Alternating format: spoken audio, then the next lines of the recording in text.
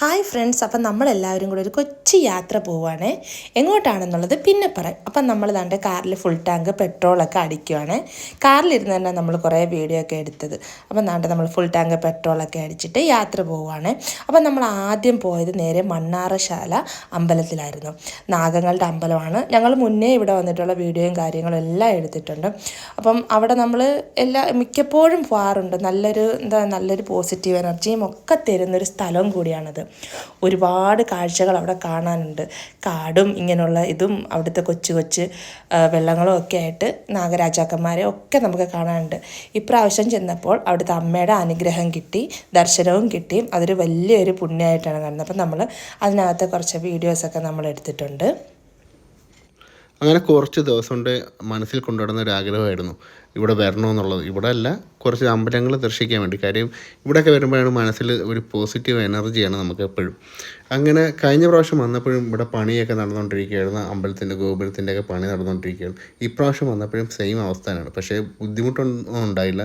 കയറി നല്ല രീതിയിൽ തൊഴാൻ പറ്റി. പിന്നെ കാലാവസ്ഥയുടെ ഒരു ചെറിയ ബുദ്ധിമുട്ടുണ്ടായിരുന്നു. അതുകൊണ്ട് തന്നെയാണ് വരാൻ ഇവിടെ ലേറ്റായിട്ട്. കാര്യം കഴിഞ്ഞ 2-3 ദിവസമായിട്ട് ഇങ്ങനെ പ്ലാൻ ചെയ്യുന്നുണ്ട്. ഒരു അമ്പലങ്ങളിലൊക്കെ പോകാനായിട്ടൊരു പ്ലാൻ ചെയ്തുകൊണ്ടിരുന്നതായിരുന്നു.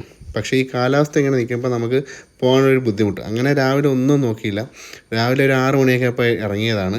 നേരെ വന്ന് എന്തായാലും ഭഗവാനെ നല്ല രീതിയിൽ തൊഴാനൊക്കെ സാധിച്ചു. നോക്ക്, വെള്ളം നല്ലതുപോലെ മഴ പെയ്ത് നല്ലതുപോലെ നിറഞ്ഞിടക്കും. നമുക്ക് ഇങ്ങനെ നോക്കുമ്പോൾ ആമയൊക്കെ കാണാൻ പറ്റുന്നത്. പക്ഷേ ഇപ്പം വെള്ളം ഇങ്ങനെ നിറഞ്ഞിങ്ങനെ ചെളിയായിട്ട് കിടക്കുന്നതുകൊണ്ട് അതിനെ ഒന്നും കാണാൻ പറ്റുന്നില്ല. ഇതാ നോക്കേ. പിന്നെ നമ്മൾ ഇവിടുന്ന് നേരെ ഇറങ്ങി തൊഴുതിറങ്ങി നമ്മൾ നേരെ പോയത് ഗുരുവായൂരേക്കാണ്. ഒരു 3 മണിയായപ്പോൾ നമ്മൾ ഗുരുവായൂരെത്തി.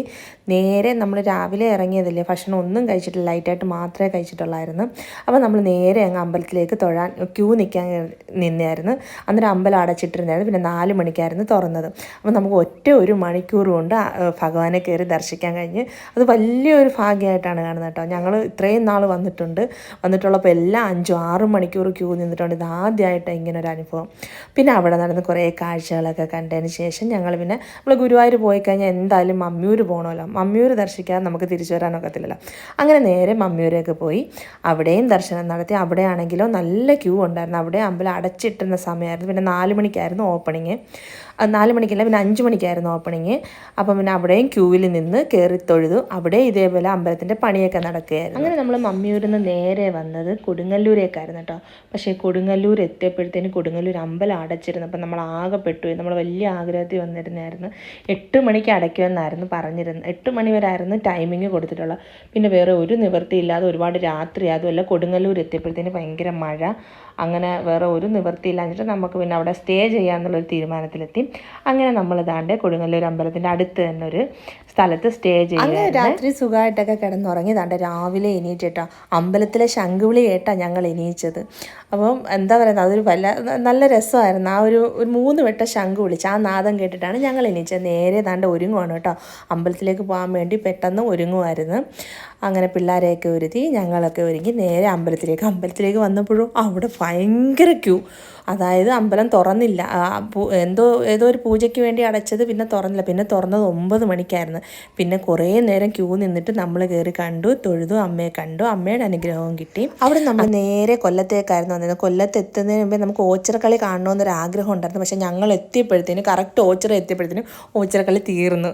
എല്ലാവരും തിരിച്ചു പോകുമായിരുന്നു. ഭയങ്കര ബ്ലോക്കൊക്കെ ആയിരുന്നു. പക്ഷേ കാണാൻ പറ്റിയില്ല. പിന്നെ നമ്മൾ നേരെ കൊല്ലത്ത് വന്നു. ഇവർക്ക് എല്ലാവർക്കും മന്തി മതി. അങ്ങനെ ഞങ്ങൾ ഇവരുടെ എല്ലാവരുടെ ഇഷ്ടമായ മന്തിയാണ് കഴിക്കുന്നത്. നമ്മൾ ഹെവി ആയിട്ട് ഒരു ഫുഡും കഴിച്ചിട്ടുണ്ടായിരുന്നില്ല. ഇപ്പോഴാണ് ഹെവി ആയിട്ട് കഴിക്കുന്നത്. നമ്മൾ ഫ്രൂട്ട്സും അതും ഇതുമൊക്കെ കഴിച്ചിങ്ങനെ നിന്നെയായിരുന്നു. ചായയൊക്കെ കുടിച്ച് ഇങ്ങനെ നിന്നെയായിരുന്നു. അങ്ങനെ നമ്മൾ ഫുഡൊക്കെ കഴിച്ചിട്ട് നേരെ വീട്ടിലേക്കാണ് പോയത്. അപ്പോൾ നിങ്ങൾക്ക് ഈ കുഞ്ഞു വീഡിയോ ഇഷ്ടമെങ്കിൽ എല്ലാവരും സപ്പോർട്ട് ചെയ്യണേ.